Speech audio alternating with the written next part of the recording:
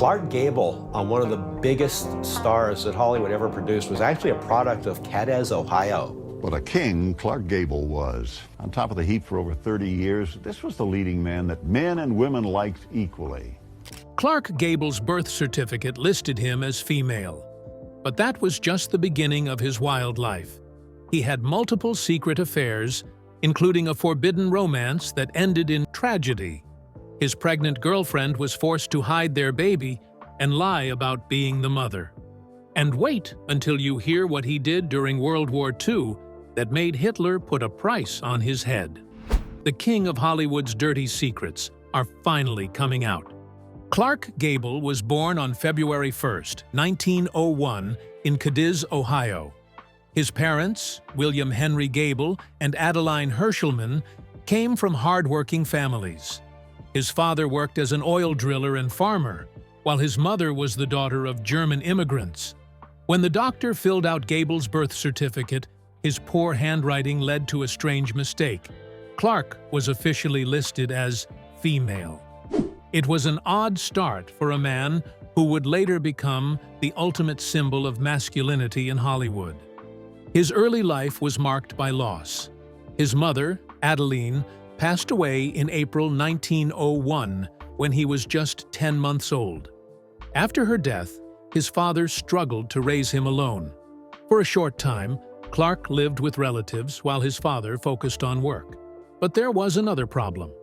Adeline's family wanted Clark to be raised Catholic, while his father, a Protestant, refused. In the end, his father won the battle and took him back in 1903, after marrying Jenny Dunlap.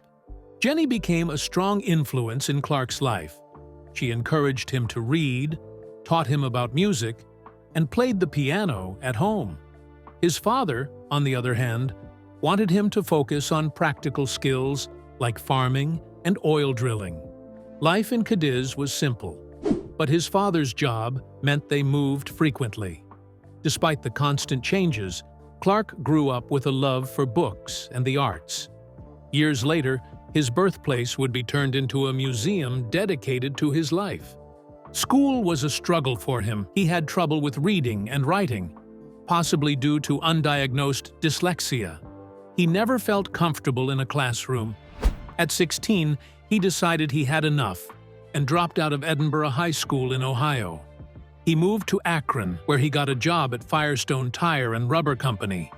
The work was tough, but he needed to support himself. Then, one night in Akron, everything changed. He attended a performance of The Bird of Paradise at the local music hall, and it opened his eyes to something new. The passion and intensity of live theater inspired him. He suddenly knew what he wanted to do. He wanted to be an actor. Chasing that dream wasn't easy. He had no training, no money, and no idea how to break into the industry. To get experience, he started volunteering as a stagehand for local theater productions. But life threw another challenge his way. In 1919, his stepmother, Jenny, passed away. Heartbroken and uncertain about his future, he followed his father to the oil fields of Oklahoma. He worked there for 3 years, but deep down, he knew he didn't belong. By 1922, he made a bold decision. He left the oil fields behind and joined a traveling theater group called the Astoria Players. It seemed like his big break, but disaster struck when the company went bankrupt, leaving him stranded with no money. With nowhere else to go, he hitchhiked across the country, refusing to give up on his dream. His luck finally changed in Portland, Oregon. There, he met Josephine Dillon, a theater manager who saw potential in him. She was 17 years older than Gable, but that didn't matter. She saw something in him that others missed. His confidence was shaky, and his acting skills were unrefined. But she knew he had potential. She became his mentor, shaping him into a future star. She paid for his dental work to fix his crooked teeth. She restyled his hair. She put him through rigorous physical training to strengthen his body. She even worked on his posture, making sure he carried himself like a leading man. But the biggest transformation was his voice. Gable's natural tone was too high. so Dylan trained him to speak in a deep, powerful way. That voice would later become one of his most famous traits. In 1924, Dylan moved to Los Angeles and opened her own theater company.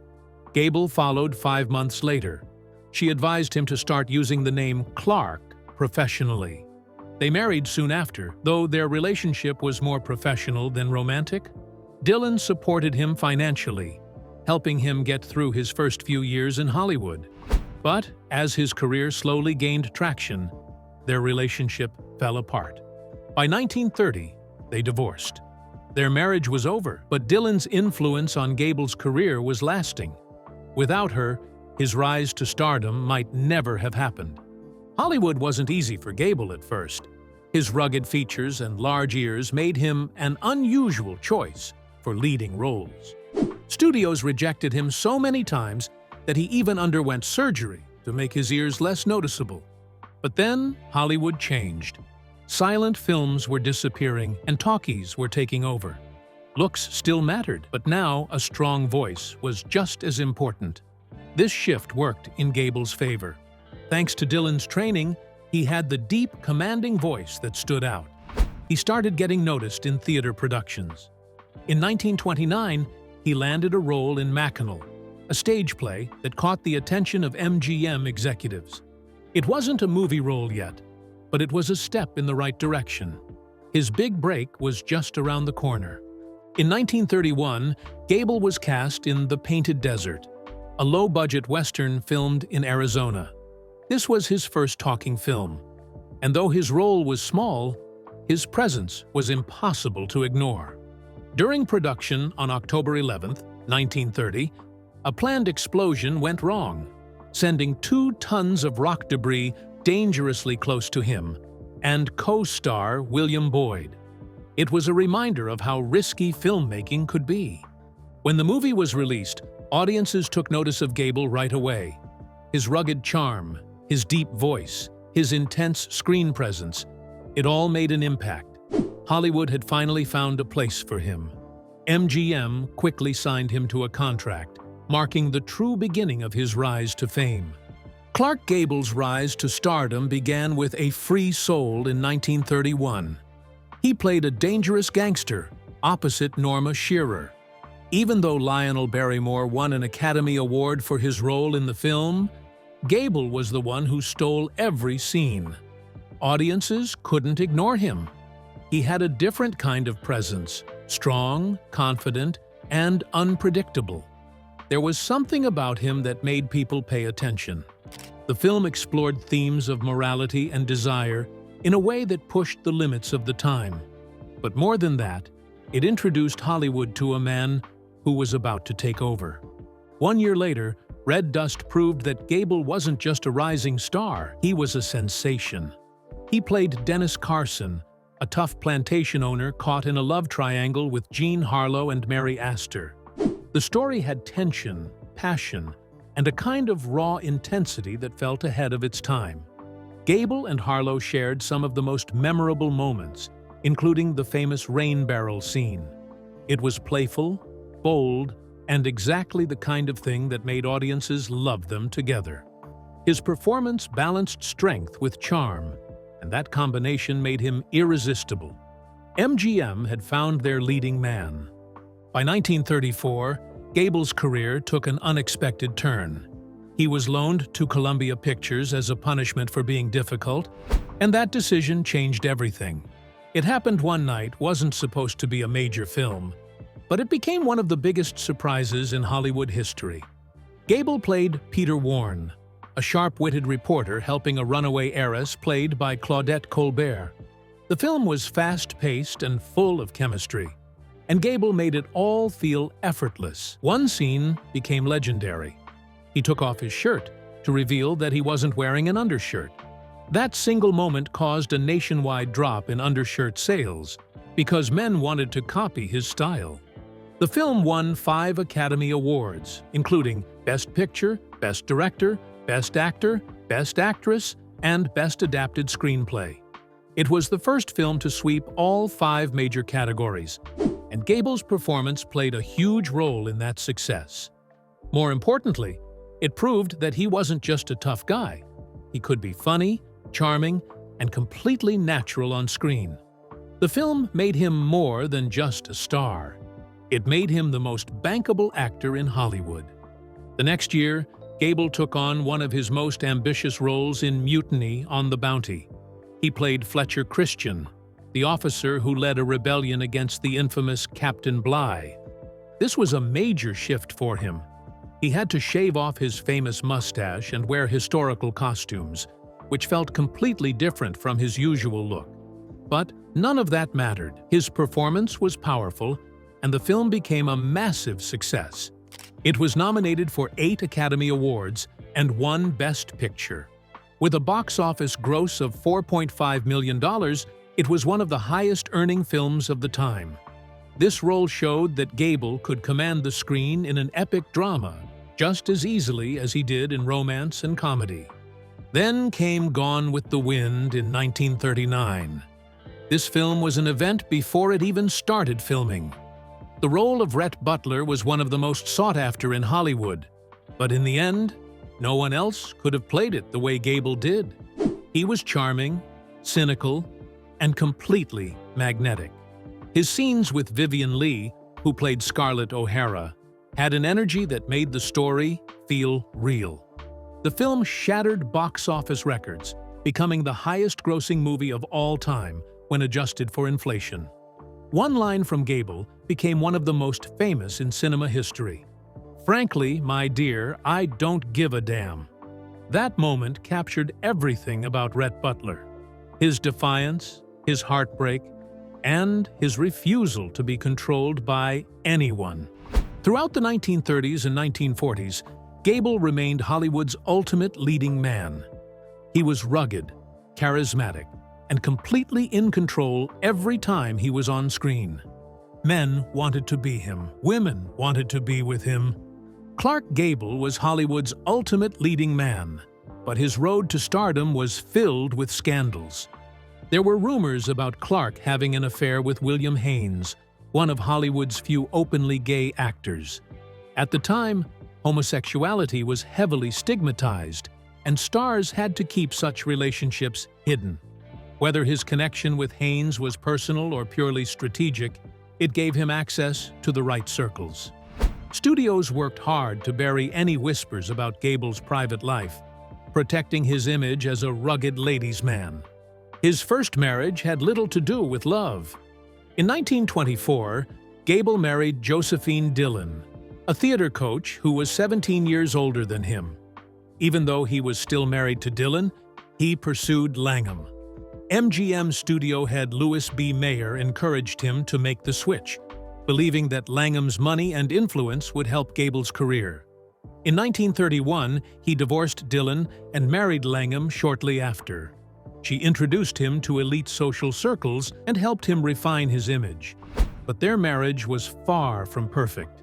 Gable had countless affairs, and by 1939, Langham had enough. She filed for divorce, ending a relationship that had been built more on opportunity than romance. One of his most passionate and dangerous affairs was with Joan Crawford. They met on the set of Dance Fools Dance in 1931, and their on-screen chemistry quickly turned into a real-life romance. The problem was that both of them were already married, Gable to Langham and Crawford to Douglas Fairbanks Jr. Their affair became one of Hollywood's worst-kept secrets, and MGM executives started to panic.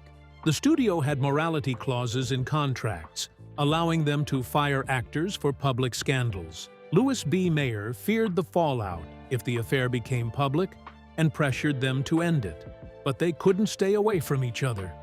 Over the years, they starred in 9 films together, fueling rumors that their relationship had never truly ended. Crawford wanted to marry Gable, but she knew he would never settle down. Their relationship took a heartbreaking turn when she suffered a miscarriage during one of their secret meetings. The loss added another layer of pain to a romance that had already caused so much trouble behind the scenes. But the biggest secret of Gable's life didn't come out until decades later. In 1935, while filming Call of the Wild, he had an affair with Loretta Young. At the time, he was still married to Langham, and Young was unmarried. A pregnancy outside of marriage could destroy a Hollywood star's career, so when Young found out she was expecting, she disappeared from the public eye. She gave birth to their daughter, Judy Lewis, in November 1935, but knew she couldn't admit the truth. To avoid scandal, she placed Judy in an orphanage for 2 years before taking her back under the cover of a staged adoption. Judy grew up looking strikingly like Gable, especially her ears, which were identical to his. Young went to extreme lengths to hide the resemblance, forcing Judy to undergo painful ear surgeries at age 7. Gable never publicly acknowledged her as his daughter. He met her once when she was 15, but didn't reveal their connection. It wasn't until Judy was 31 that she confronted Young, who finally admitted the truth. Even then, Young called Judy her sin and refused to speak about it. The full story wasn't confirmed until after Young's death in 2000. Clark Gable had everything: fame, fortune, and the love of his life, Carole Lombard. Their romance was the kind Hollywood adored. It was full of passion, humor, and adventure. After years of complications, they finally eloped on March 29, 1939, in Kingman, Arizona. Gable had just finalized his divorce, and they were eager to start fresh. They bought a ranch in Encino, California, where they lived a quiet life away from the chaos of Hollywood. Lombard was known for her quick wit, always keeping Gable entertained. He, in turn, provided the steady presence she loved. They were perfect together, but their happiness did not last. On January 16, 1942, Lombard boarded TWA Flight 3 after finishing a war bond tour in Indiana. She had raised over $2 million and was proud to do her part for the war effort. You all to join me in raising your hands and making the sign of victory. The V sign popularized by our famous ally across the sea, Winston Churchill. But shortly after taking off from Las Vegas, the plane crashed into Potosi Mountain. Pilot error, combined with wartime blackout conditions, led to disaster. Everyone on board died instantly, including Lombard, her mother, and MGM press agent Otto Winkler. The news broke Gable. He rushed to the crash site, desperate to bring her home. He arranged her burial at Forest Lawn Cemetery in Glendale, California, then shut himself away. He drank too much and took reckless risks. Friends said he spoke about Lombard as if she were still alive. He never stopped blaming himself for not being with her on that flight. The guilt was unbearable. In August 1942, only 7 months after Lombard's death, Gable enlisted in the U.S. Army Air Forces. He was 41, well past the typical age for service, and could have easily stayed in Hollywood. MGM fought to keep him out of danger, but he refused. Lombard had given everything to support the war, and now he felt he had to do the same. At first, some doubted his reasons. People questioned whether it was just for publicity, but he quickly proved them wrong. He completed officer candidate school and was commissioned as a second lieutenant. He was assigned to the 1st Motion Picture Unit, where he worked on recruitment films.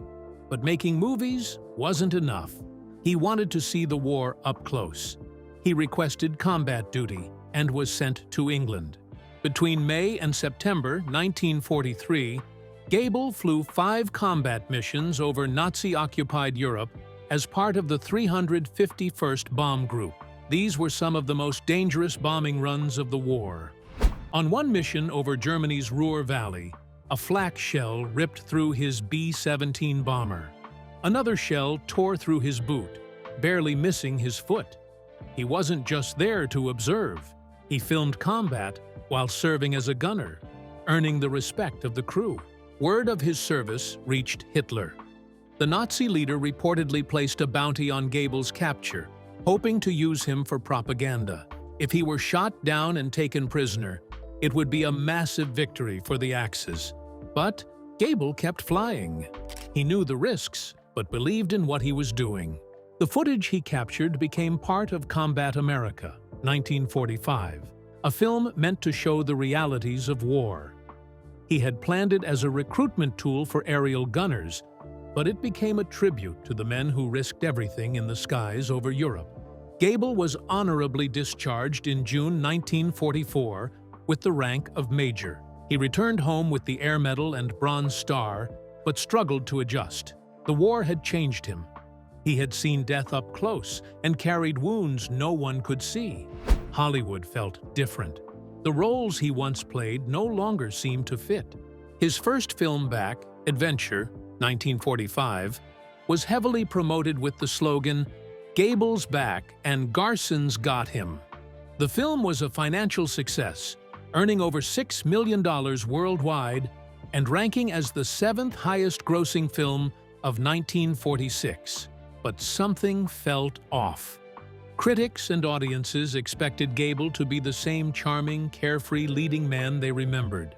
Instead, his performance felt heavier, more serious.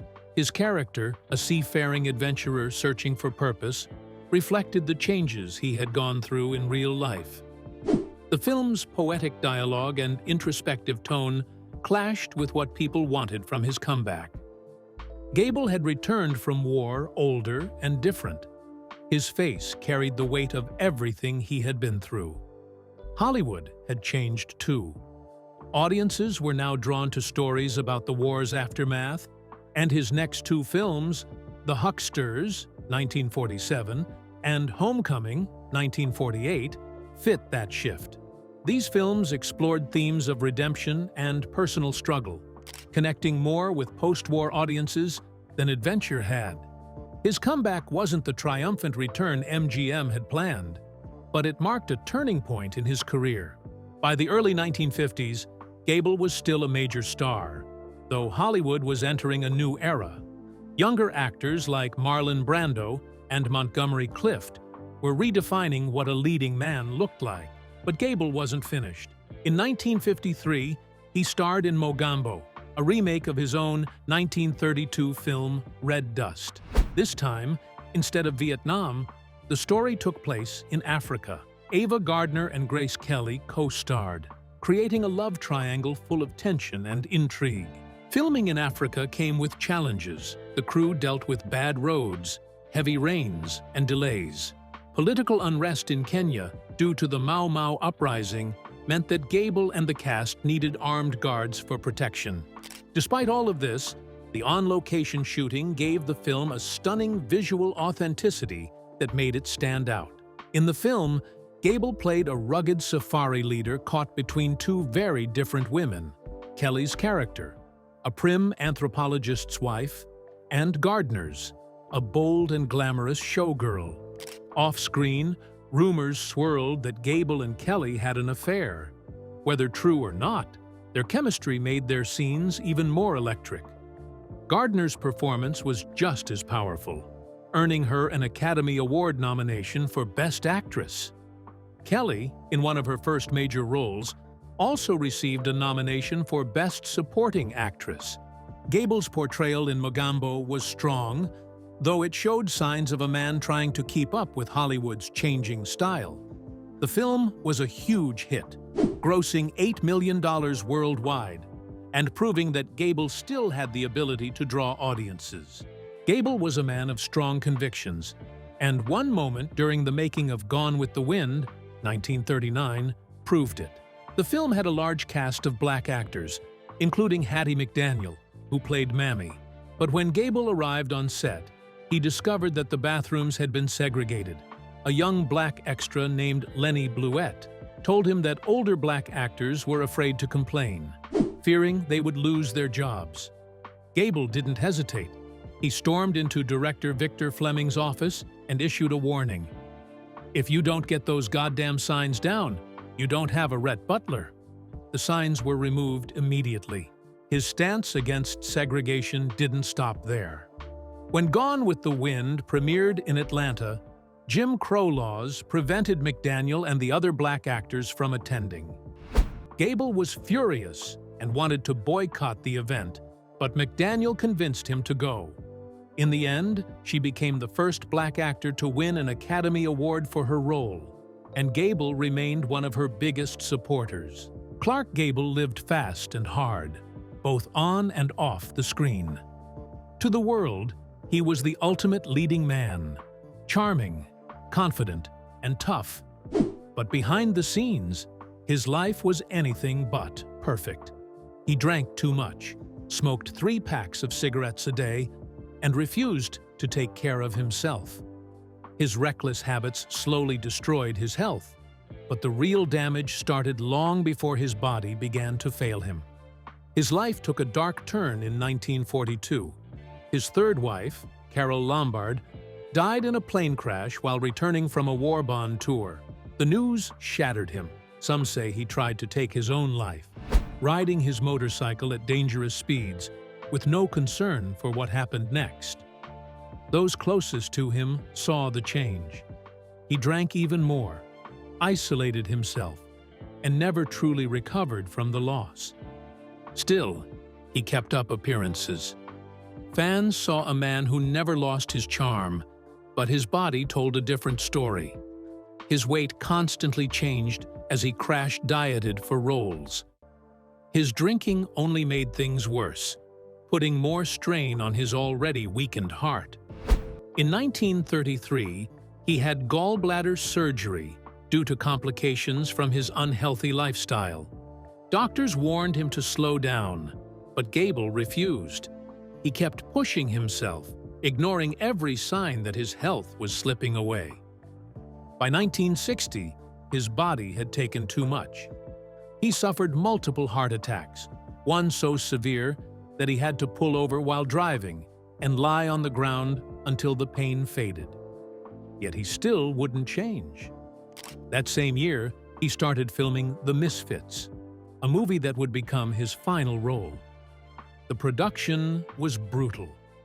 Directed by John Huston and written by Arthur Miller, the film starred Gable alongside Marilyn Monroe and Montgomery Clift. Everyone on set had their struggles. Monroe was battling addiction and dealing with her failing marriage to Miller. Clift, still recovering from a near-fatal car accident years earlier, was heavily dependent on painkillers and alcohol. The constant delays frustrated Gable. He had always been professional, showing up on time and ready to work. Now he was stuck waiting in the scorching Nevada desert, where temperatures soared above 100 degrees Fahrenheit. Despite the conditions, he refused to use a stunt double. He performed every scene himself, including roping wild horses, a physically demanding task for any actor, let alone a man pushing 60.